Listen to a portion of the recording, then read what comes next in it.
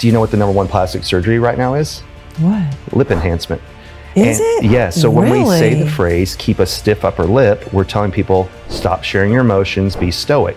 So people who have a very flat upper lip, if you ask them a lot of personal questions, immediately, that's kind of like getting in their face. Oh, wow, yes. that's interesting. So if you meet someone that has a flatter upper lip, ask them about work, ask them about external things. Then when they start sharing personal information, then the floodgates are open, you're allowed to ask. But people with very thin upper lips, you can go to former communist countries where they weren't allowed to have an opinion. And what did people have to do over time? Keep your mouth shut. And that's how it can actually affect our lips and make our lips smaller over time. So if you've ever seen someone who's in a relationship where you're told, shut up, you're stupid, be quiet, and somebody does this, enough times they'll flatten that upper lip. Then they get out of it and they start talking and it slowly grows back. What I highly recommend everybody listens to is the High Five Habit by Mel Robbins. So what it is when you get up in the morning, before you brush your teeth or anything, you walk to a mirror and you give yourself a high five. Why? Because we see everything that's wrong with our face when we look in the mirror. When you start celebrating yourself in the mirror, it makes a world of difference.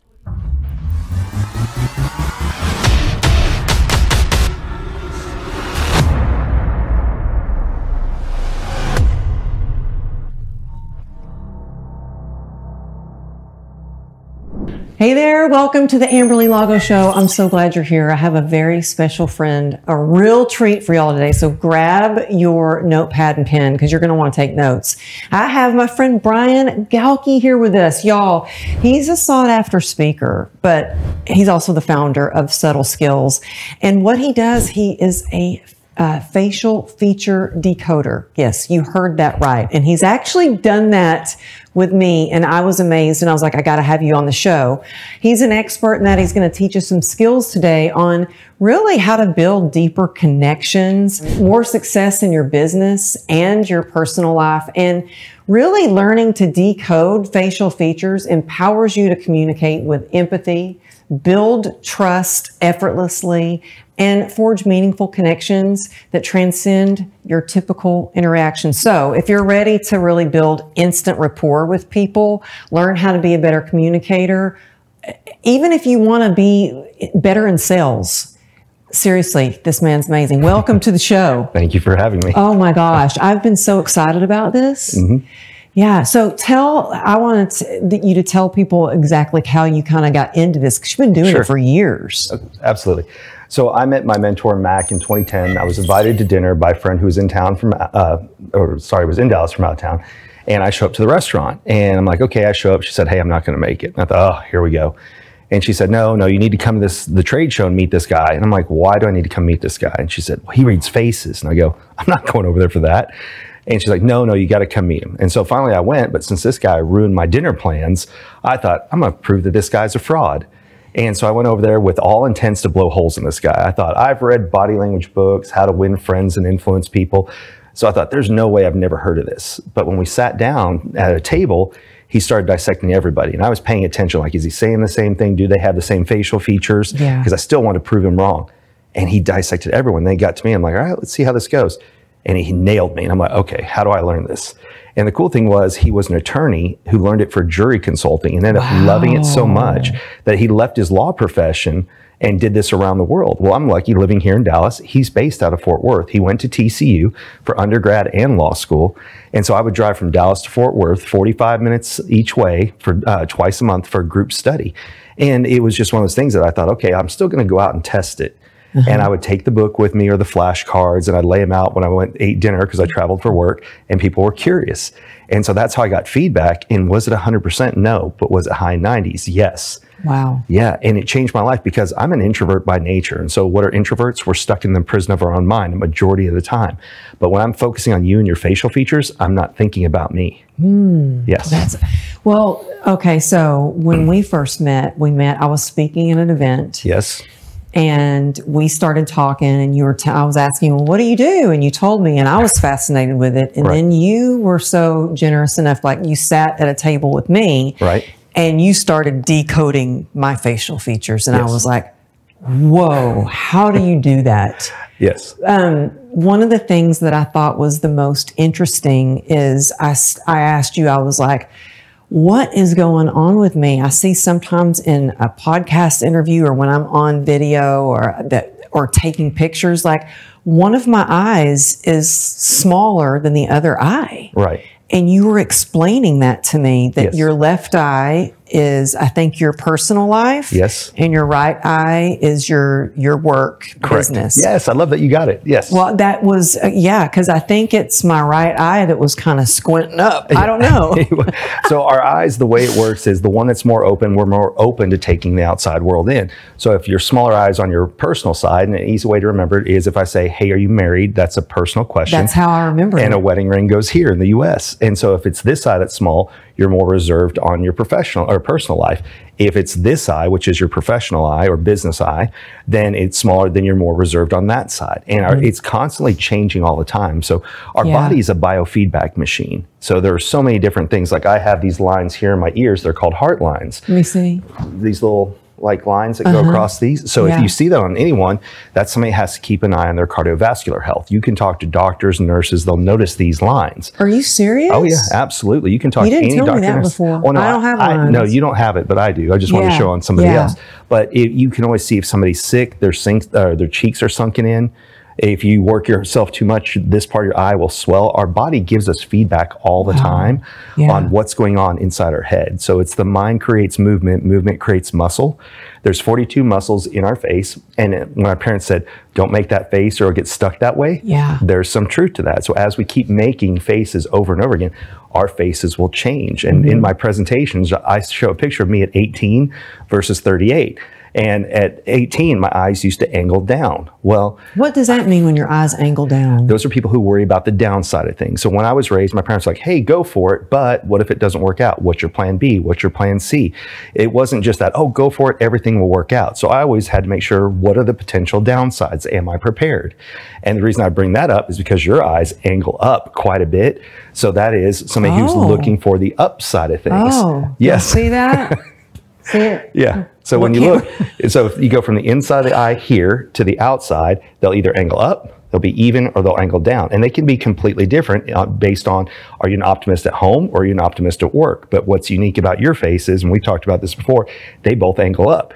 So I know if I'm talking to you or anyone whose both eyes angle up, I need to keep it very positive in the conversation. Because if I come in telling you about my horrible day and why I hate my job and everything, you'll give me about 30 seconds and then you're kicking me out. Yeah, it's so true. Yes. And I mean, even when I used to have, back in the day of Clubhouse, you know, I had one room, I had a club, True Grit and Grace Club. And one room was for entrepreneurs. Another one was for like a support group for chronic pain, chronic illness. And as much as people really tried to be positive, it's hard getting through chronic pain. I know, because I live with it every day. And they were trying to be positive, but I noticed, I was like, I can't be in the room. I don't want to hear all the negative stuff. I want to just focus on the positive. In the entrepreneurial room, I was like on fire. I loved it. I was energized. I was eating it up. So yeah, that's so true. I've been dying to ask you this though. So Ruby, my 15-year-old, and I were wrestling around, and we like to play around. And of course, I don't have the best balance on my right leg, and I got off balance and did face first into the coffee table. 2 black eyes. I think I may have cracked my nose a little bit. 8 stitches. Now I have scar. Now they're calling me Scarface. Can't even see it until you point it out. So when you see somebody with a scar like this, I'm like, what do you think? Nothing, because we all have scars. It's just how visible are they? So I had to have a skin cancer cut out right here. So I have a scar, but until I point to it, people don't immediately notice it. So it's the exact same. So I see it and I find myself like touching it like. Oh, so I actually talked about this in the last time. Ironically, I was at the same studio. What I highly, highly recommend everybody listens to is the High Five Habit by Mel Robbins. So what it is when you get up in the morning, before you brush your teeth or anything, you walk to a mirror and you give yourself a high five. Why? Because we see everything that's wrong with our face when we look in the mirror. When you start celebrating yourself in the mirror, it makes a world of difference. So I wouldn't have noticed your scar until you just pointed out. Exactly. I have one here from the same thing, skin cancer. My head looked like a football at one point. I forget I have it until we talk about it. Exactly. So our scars are very visible, but kind of like emotional scars, we're the only ones who really know that we have them. So even physical ones, unless it's something blatant like you see in a lot of cartoons, the hero or the villain has the scar, it goes all the way across here, and then the eye that's like grayed out, that we notice. But if it's all little scars, we don't pay that much attention. But the crazy thing is, I wouldn't even notice that, but what I would notice is when you squint, you have more than 2 lines, which is perfectionist-like tendencies. What now? Oh, I've got 2. You've got, if you raise up and squint down, well, you have more than 2. Yeah. Yeah, so you have more than 2. So that's, I have like, it's always really strong right here. That's perfectionist-like tendencies. So I know if I was working with you and I was sending you information, it better be grammatically correct. It better have like good spacing, things of that nature. You're right. So true. Our faces constantly tell us, how should other people talk to me? And one of the things that it blows people away is you wear makeup. So you spend 15 minutes to an hour, I don't know how long it takes you, in the mirror telling the world, pay attention to these features in my face. Oh. So you spend a short period of time for the rest of the world the whole day to know how to interact with you, right? So women can make their cheeks look wider. They can make their lips look larger than they are. They can make their eyelids look larger, which you don't have a lot of eyelid, and we'll talk about that in a minute.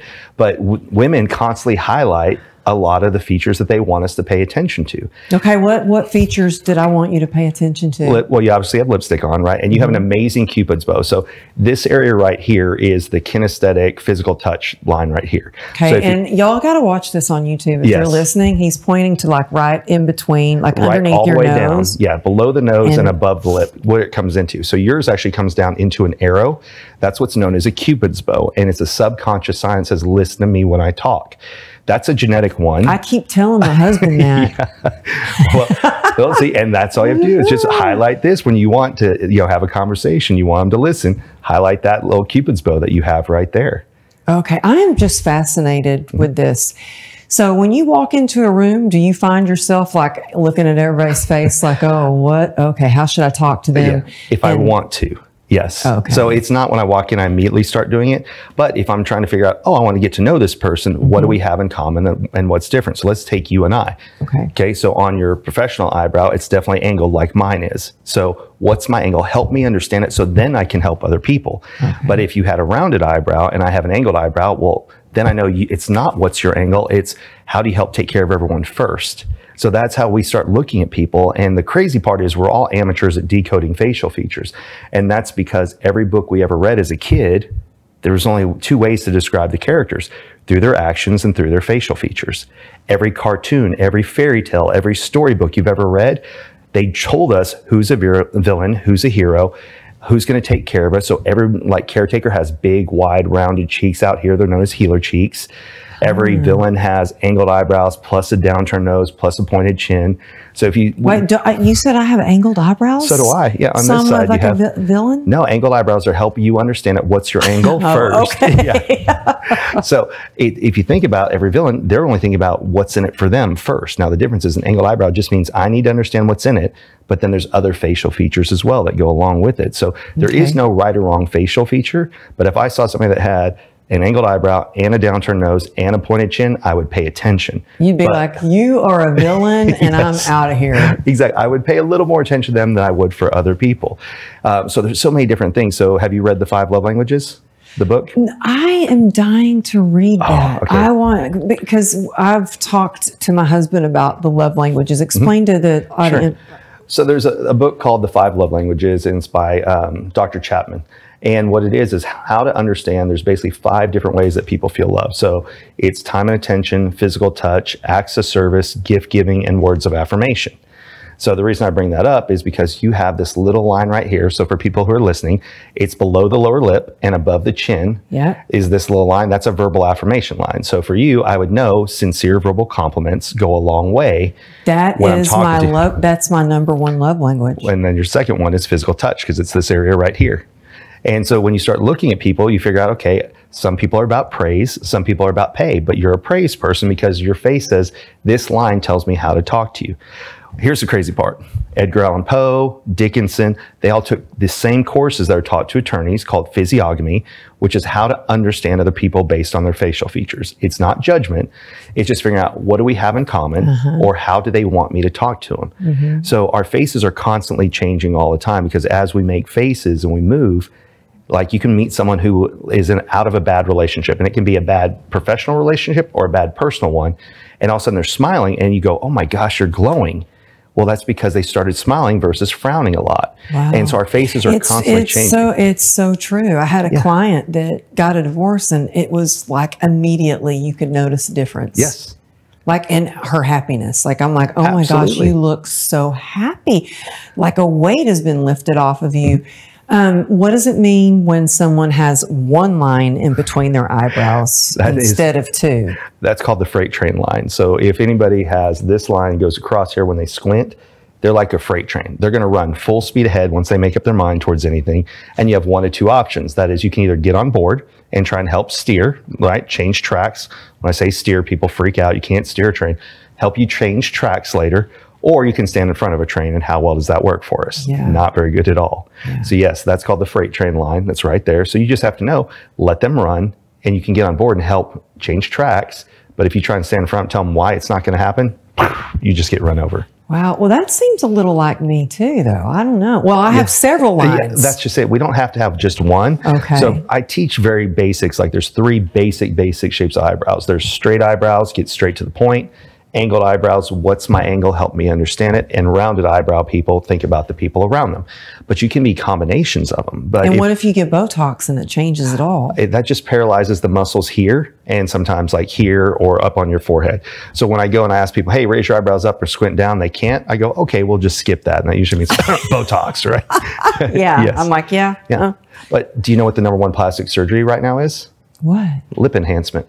Is it? Yeah. So when we say Really? the phrase, keep a stiff upper lip, we're telling people, stop sharing your emotions, be stoic. So people who have a very flat upper lip, if you ask them a lot of personal questions, immediately, that's kind of like getting in their face. Oh, wow. So, yes. That's interesting. So if you meet someone who has a flatter upper lip, ask them about work, ask them about external things. Then when they start sharing personal information, then the floodgates are open. You're allowed to ask. But people with very thin upper lips, you can go to former communist countries where they weren't allowed to have an opinion. And what did people have to do over time? Keep your mouth shut. And that's how it can actually affect our lips and make our lips smaller over time. So if you've ever seen someone who's in a relationship where you're told, shut up, you're stupid, be quiet, and somebody does this, enough times they'll flatten that upper lip. Then they get out of it and they start talking and it slowly grows back. And that makes sense because I actually, you know, as a kid, a lot of times was like, you don't say anything, shut up, quit talking, like a lot. Yes. And my first boyfriend used to make fun of me, and he called me like chicken lips. He goes, you have no upper lip. And over time, I feel like I have a little bit more, but I do wear lip liner that helps. Yes. But that really makes sense if you think about it. That's so interesting. Well, so you came from fitness. So what is it about? It's about different movements is how you create bigger muscles. And so we've all seen the big guy goes to the gym with big shoulders and chest, little tiny legs. That's not genetics. That's what muscles he chose to move. Same thing. Our face is 60% genetics. What are we born with? And then how our environment. Our environment. It's known as epigenetics. What does our environment come down even to a DNA level? So what household are you raised in? What are you told to do? Are you good at sports? Are you good in school? What faces do you make? Do you have a good love life? Does it suck? You know, okay, if you have a good love life, what does your face look like? Well, you'll smile more, right? And then depending on, you can actually meet someone. We talked about this after one of the events. If somebody has a very full upper eyelid, they're a we person. So I was raised in the day and age of Dr. Seuss. So the more lid you see, the more we think in terms of we. So if you see someone that has a very full upper eyelid, they love to do things together all the time. Okay, what do I have? You don't have a lot of upper eyelid. You're fine doing things by yourself. And then if other people join you, it's a bonus, but it's not a requirement. So that's true. Yeah. So that's why, and with a lot of speakers, we see that. Why? Because we spend time on the road away from friends. We're excited to see people, but we're okay with doing things by ourselves at the exact same time. Yeah. And that is so true because I love events. It's my favorite thing to be, you know, connecting with people from stage and then going out and meeting people at the book signing or something. But then I need to go back to my hotel room to recharge and be by myself. Yes. And there's nothing wrong with that. So even if you're a we person, it's fine. So I have a dating course called Looking for Love in All the Wrong Faces.com. I love that. And it's just like, let's say you and I don't have a lot of eyelid and we meet somebody who has eyelid. Well, then you just have to think, okay, I know sometimes I need to go out of my comfort zone of doing things by myself and include them. But you can have those difficult discussions early on and say, hey, and you don't have to tell them that it's their eyelid. You can just say, hey, I know you enjoy doing things a lot of time together. The way I recharge is being alone. So sometimes I'm going to do things by myself. If I'm doing too many things by myself, let me know and I'll remember to invite you to more things. Yeah. So you can have those discussions, because when you look at someone's face, you think, what does my face say about me? What does their face say? What do we have in common? And what's different? Oh, that's so good. And when we first talked about this, I showed you a picture of my husband. Yes. And he knows, like in the morning, that's my time alone. Yep. And he'll come out and he goes, I know it's your time alone. I'm just getting a little something to eat. I know it's your time alone. Yes. And you looked at him and you're like, he's got a very large eyelid. Yeah. Yeah. And so he enjoys doing more things together. And so you, because you don't have a lot of eyelid, you have to remember to include him on things that you can, because you obviously can't bring him on all your trips. So when you're home, even if you're running simple errands, hey, you want to go with me? Allow him to do things with you. And that'll create a happier thing. When I was married. And you know what? Remember you told me about how when you were married, your wife wanted you to like watch TV with her. Yes. Yes. And my husband, same thing. Like I'm sitting on the couch. It's hard for me to sit still. Same. And I can sit with the TV on and kind of be watching, but I'm responding to some emails, or I'm editing show notes, or I'm responding to DMs on Instagram, because it makes me feel better to do something like that. Same exact way. She loved to watch Handmaid's Tale. And I could pay attention. I would be reading a book, and I like to write in my books. I underline, I read, or underline and type my thoughts out while I'm reading a book. And she's like, you're not paying attention to the show. I'm like, no, I am. And what do you want to know that's happening? So I couldn't tell you every single specific thing, but I was paying enough attention to the show, but I was reading at the same time, because I get that same guilty, I'm not doing enough. I was in Salt Lake City the other day, and after snowboarding, everybody was just wiped out. And we're like, let's watch a movie. And then I'm sitting there thinking, well, should I get my laptop? Because I liked the movie, but it was just, I felt like I should be doing more. And I feel like that's kind of it works against us sometimes, because we can't just sit and relax unless we're forced to. Yeah. But it also is what moves us forward. I love constantly learning. I do too. Yeah. I am like a self-development junkie, and I want to constantly learn. Yes. And I also enjoy thinking about, okay, what's the next thing I get to do? Right. Or, and so I just like that. But it was interesting when you looked at my husband's picture, because I was like, okay, tell me about this. What do we have in common? What's different? Yes, that's the beauty of it. I'll actually do that when I'm on an event, because everybody goes, oh, you're cold reading us. You're only saying nice things. I'll say, look, show me a picture of somebody on your phone. I'll tell you what their face says about them. And then I'll write it down so that I can't even get a reaction out of you, but this is all the things it'll say. And people are always blown away, because this used to be part of the education system until Henry VIII said, I don't like the idea that vagabonds and thieves can use this against their fellow man. And he had it yanked out of the educational system. I didn't realize that. Yes. So it's still taught to authors and artists for character development. It's taught to attorneys for jury consulting. And there's tons of books out there. Not as many as body language, but it's still out there. Now, people get very confused and think it's phrenology, which is bumps on the head. And phrenology was pretty much racist and said things like, if you have a bump here, you're a criminal, let's throw you in jail. This is about learning to understand and build rapport with others, not judge other people. Yeah, and that's what I love. And I think that we have a lot of entrepreneurs that listen to the show. And the thing is, we're always selling something, whether it's 100%. Our coaching, our book. We're trying to sell, event planner that we should be the speaker at their event, or we're just trying to sell our spouse on this idea that we have that we think's great. We're always selling.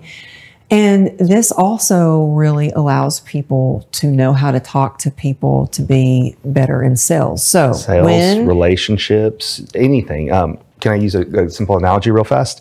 Yeah, but I also want to know, before I forget, because I might forget, after you tell us this, will you say, should we be getting on calls with people if it's a sales call or a Zoom call? Phone call, Zoom call? So I'm a fan of both. Here's the thing. If you know who you're going to meet with, you look them up on LinkedIn ahead of time and you say, what does their face tell you about them? That's what I absolutely loved about this. This was the first proactive skill I'd ever seen in my life. Wow. Everything else I've learned, body language, statement analysis, that's all reactive. You have to be in the room and watching people. Yeah. But this one, you can just look at their face. So you don't necessarily have to get on Zoom. Right. Because honestly, Zoom sometimes sucks the life out of me. Like, I got to get a break. Because I want to be moving. Yes.